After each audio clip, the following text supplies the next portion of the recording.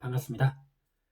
오늘 영상은요, 본대로 말하라 11회, 12회, 3월 7일, 8일 양일간 반영된 내용, 아주 간단한 줄거리 요약입니다.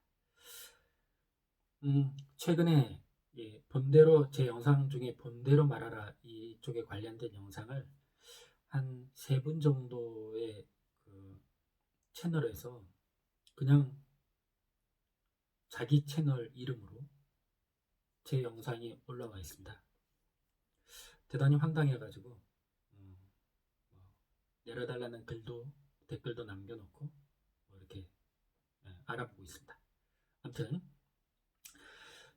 구독, 좋아요 제겐 큰 힘이 됩니다.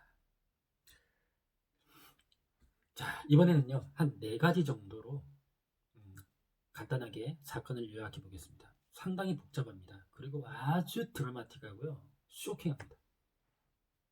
지금까지 했던 영상 내용 중에 이번 회가 가장 드라마틱한 것 같아요.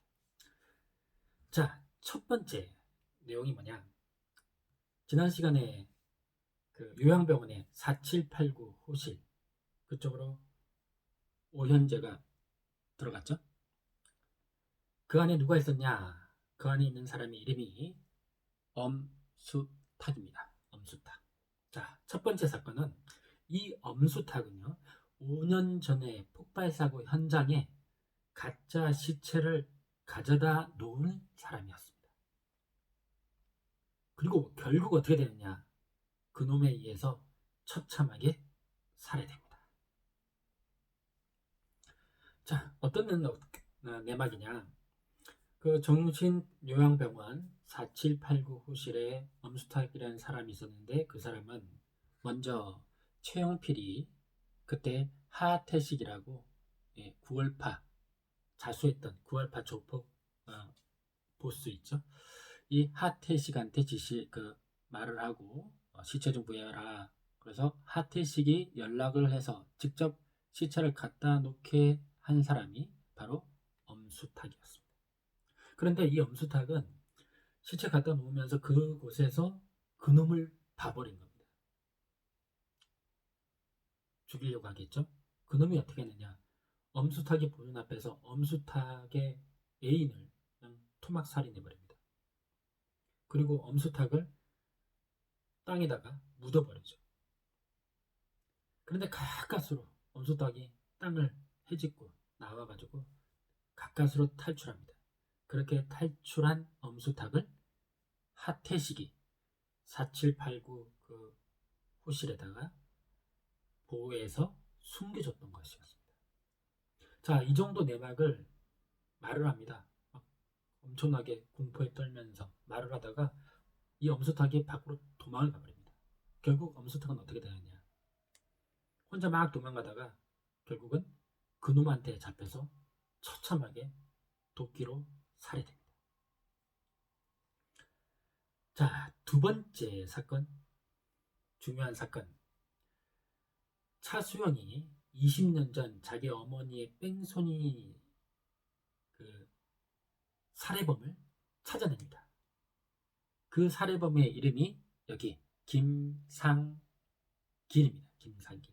자, 찾아냈는데 알고 보니까 그 살해 차량, 뺑소니 차량의 뒷좌석에 앉아있던 어린아이, 그 어린아이가 바로 그놈이었습니다. 대단하죠. 자, 좀 더 상세하게 얘기를 해보면요, 20년 전에 그 뺑소니 사고를 최근에 이제 차수영이 이제 수사를 하기 시작했죠. 수사를 하다가 아주 어린 시절에 그 사고 당시에 이 차수영이 그 사고 운전자 얼굴하고 뒤에 차량 번호를 픽처링 능력으로 기억하고 있다고 그랬죠. 그거를 사고 현장에 온 경찰한테 얘기를 했어요. 그런데 그 경찰이 어린아이의 말이라고 별로 듣지 않고 그냥 넘겨버린 겁니다. 자, 그 경찰이 누구냐, 여기 방상식 계장입니다. 방상식 계장, 아직도 계속 일을 하고 있는 방상식 계장. 자, 그래서 차수영이 방상식 계장한테 전화를 해서 혹시 20년 전에 그 뺑소니 사건 기록을 좀 볼 수 있을까요? 라고 전화를 했었어요. 그런데 얼마 후에 방상식 계장이 나무에 목줄이 매달린 채로 살해당한 채 발견됩니다. 방상식 계장, 방 계장이 남긴 그 수첩 안에 뭐 이렇게 적히는 거예요. 침사봉, 그다음 뭐 최강 엔진, 그리고 차수영, 뭐 이렇게 적히는 거예요. 그래서 침사봉이라는 사람을 찾아가죠. 어떤 여자가 그 조경업체 같은 걸 하고 있는데 그거는 위장이고요. 실제로 이 사람이 하고 있는 일이 뭐냐? 그 대포차 해가지고 그런 업을 하고 있었습니다. 최강 엔진이라는 이름으로. 그래서 그쪽에서 숨겨놓은 장부를 찾아내서 여러 개 중에서 찾아보니까 거기에 지금 차수영은 예전에 피처링해서 뺑소니 차량의 넘버는 알고 있죠. 그 넘버 뭐 5897인가 하는 넘버의 번호를 탁 찾아보니까 차주 이름이 김상길입니다. 자, 그래서 김상길 이게 뺑소니 범인 거죠. 김상길을 찾아갑니다. 자, 찾아갔더니 그 앞에서 이제 예전에 봤던 그 얼굴의 그 사람인 거예요. 참 잡고 나서 굉장히 허탈해하면서 괴로워하면서 그런데 공소시효가 지났죠. 그래서 다시 수갑을 풀어주고 다시 이제 나옵니다. 그대로 놔둔 채로 나옵니다. 자기 어머니 납골당이도 찾아오고 말 못하는 아빠 찾아가서 어머니의 그 뺑소니법 찾았습니다 라고 하면서 슬프게 울죠. 자, 그런데 오현재가 여기 차수영한테 그날 사건, 뺑소니 사건을 픽처링을 하면 좀 더 자세히 해봐라 이렇게 하는데 픽처링을 하던 차수영이 하나 느낍니다. 뭐라고 느끼냐? 그 뺑소니 사고 그 당시에 뒤쪽에 앉아있던 어린 남자아이가 인형을 하나 안고 있었고 그 사고 장면을 보면서 미소를 짓고 웃고 있었다. 미소를 짓고 있었다라고 하면 그런 말을 픽처링으로 말을 해줍니다. 그러니까 뭔가를 느낀 오현재가 다시 여기 뺑소니범 김상길을 찾아가죠. 자, 거기서 아주 중요한 단서를 듣게 됩니다. 어떤 내용이냐? 그 뺑소니가 일어난 20년 전 그 당시에 이 김상길에게는 아들이 있었는데 그 아들이 인형을 갖기 위해서 사람을 죽였어요. 근데 죽이고 나서도 아주 막 미소를 지으면서 죄책감을 전혀 안 느끼는 거예요. 그 장면을 본 그 아이의 어머니 김상길의 부인이 목을 메고 자살합니다. 그 장면 내용을 본 김상길이 도저히 이 아이하고는 같이 살 수 없다라고 결심을 하고 아이를 먼 곳에다 버리려고 대포차로 타고 간 거예요. 빗길에 빠르게 가다가 경황 없이 가다가 차수영의 어머니를 치인 거였습니다. 그리고 그 아이의 이름이 바로 김요한이었던 거죠. 아유, 엄청나게 쇼킹하죠. 엄청나게 쇼킹. 자, 이번에는 네 번째입니다. 네 번째. 세 번째겠군요. 세 번째. 자, 세 번째 사건은요. 여기 보면은 신경수라는 이름이 있고 김정환이라는 이름이 있어요. 그리고 김요한 이렇게 있습니다. 자, 이 세 명이 알고 보니까 같은 보육원에서 살았던 거였습니다. 이 김요한이 버려진 김요한이 어느 보육원으로 보내졌겠죠. 그곳에서 저렇게 세 명이 같이 지내게 됐는데 이 김요한이 나머지 두 명 신경수, 김정환을 정신적으로 지배를 하고 있었습니다. 자, 그래서 결국 어떻게 됐냐? 김요한이 누군지, 그놈이 누군지 밝히기 전에 그놈을 보호하기 위해서 저 두 명, 신경수와 김정환이 둘 다 자살을 선택해버립니다. 예, 좀 더 상세히 말씀을 드리면 이제 오현재가 아까 이 엄숙하게 막 그렇게 경황 없이 말을 하면서 뭐라고 했냐면 도락고 이렇게 말하는 거예요. 도락골이라는 곳이 있는데 그 지명에 한번 찾아가는 겁니다.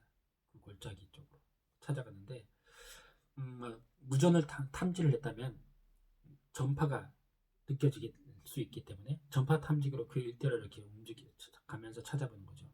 아주 강한 전파가 느껴지는 곳, 거기에 오래된 산장이 있는데 바로 그곳에 들어가 봤더니 여러 가지 사진들 다 이렇게 붙여 있고 바로 그놈의 아지트였습니다.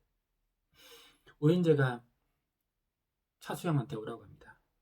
그리고 이 건물 안을 픽처링 한번 해봐라 해서 픽처링을 딱 하다가 차수영이 깜짝 놀라죠. 인형 20년 전 뺑소니차 딕한 아이가 갖고 있던 인형이 거기 있었던 거예요. 어휴. 그러니까 그놈이 누구라는 겁니까? 김요한이라는 게 확인이 된 거죠. 자, 그래서 김요한이 있었던 보육원을 수소문해서 찾아갑니다. 거기서 어떤 젊은 신부가 나이 많은 노 신부를 안내해서 가서 얘기를 듣죠. 그러니까 노 신부가 그럽니다. 요한이는 진짜 기이한 애였어요. 3명이 같이 다녔는데 저렇게 3명의 이름을 말하는 거예요. 자, 오현재나 차수영 입장에서는 신경수는 지금 병원에 의식을 잃고 누워있고, 그러면 김요한은 물어보니까 어디 있는지 모르겠고, 그러면 김정환은요? 라고 물으니까 방금 안내한 그 신부가 바로 김정환이었습니다. 부랴부랴 찾아 나섰더니 증거를 불로 태우고 김정환은 도망을 친 후였습니다. 자, 남아있는 그 사진을 보니까 바로 신경수가 누워있는 병원 사진인 거예요. 자, 결국 어떻게 되느냐. 병원에 있던 신경수는요, 누구? 황하영 팀장한테 그놈 만나게 되겠다라고 유인을 해서 어딘가로 가고, 또 여기 김정환 도미니크 신부는 오현재한테 누가 약혼녀 한이수를 죽이라고 했는지 말해주겠다, 날 한번 잡아봐라, 이렇게 유인을 합니다. 그래서 오현재하고 황 팀장이 서로 다른 곳에 이렇게 떨어진 상태에서 각각 그 앞에서 2명이 독약으로 자살해버립니다. 뭐라고 하면서 죽느냐. 우리 셋은 한 몸이다. 그리고 모든 것은 요한이의 뜻이고 계획이다. 이렇게 하면서 그냥 둘이 자살해버립니다.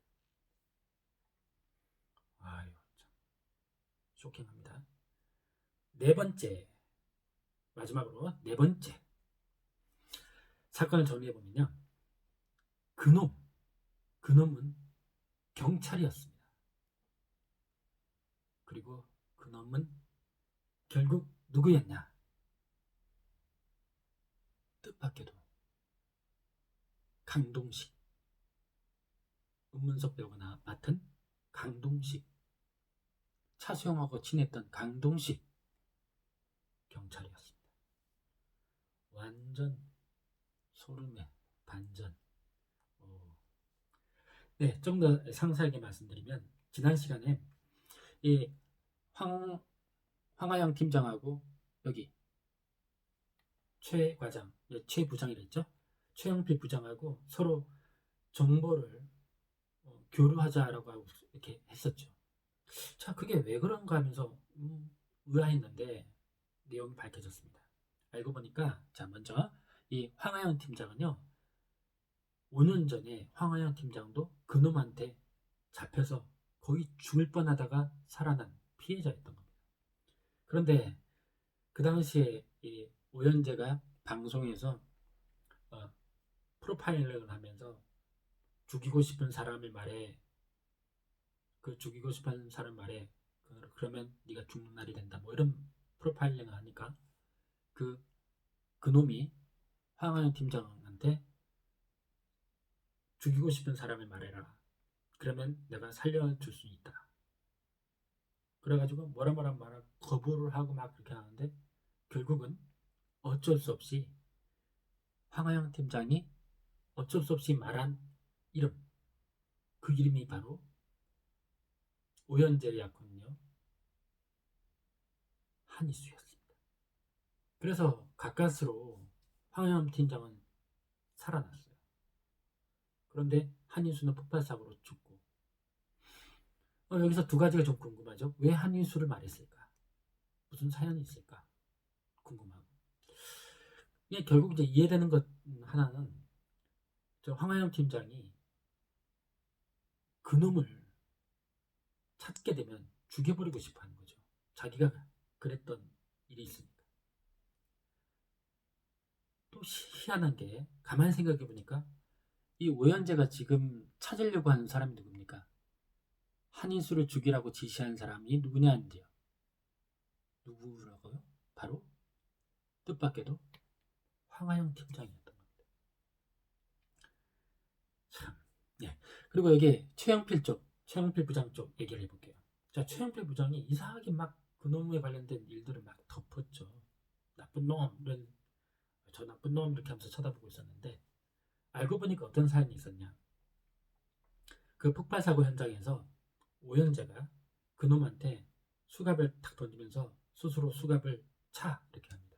그래서 그놈이 수갑을 찼거든요. 그런데 폭발과 함께 그놈이 수갑을 풀고 도주한 겁니다.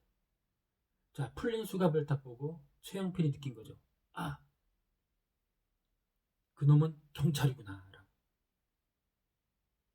그래서 최영필은 경찰이 범죄자라는 걸 알았기 때문에 어떻게 해서든지 이 사건을 묻으려고 했던 겁니다. 아유, 그런 내용이었습니다. 자, 그러면서 과거의 그 폭발 사고 장면이 마지막 엔딩으로 나타납니다. 그놈이 수갑을 스스로 풀고 일어나서 걸어가면서 겉옷을 벗습니다. 안에 경찰복이 나타나죠. 그리고 그 폭발 사고 정신없는 그 현장을 수습하려고 뛰어들어가서 그 안에 들어가서 일을 합니다. 얼굴이 싹 보이기 시작하는데 누구였냐? 바로 강동식. 아유, 소름. 예, 이렇게 엔딩이 됐습니다. 아유, 쇼킹하네요. 대단히 쇼킹한 내용이었습니다. 반전의 반전. 아직 몇 회가 남았는데 또 어떻게 이어질까? 아직 더 할 얘기가 있는 것 같은데 설마 강동식이 그놈이 아니었다 이런 건 아니겠죠? 설마. 예, 여기까지 되겠습니다. 구독, 좋아요, 제겐 사랑입니다. 많이 많이 부탁드리겠습니다. 감사합니다.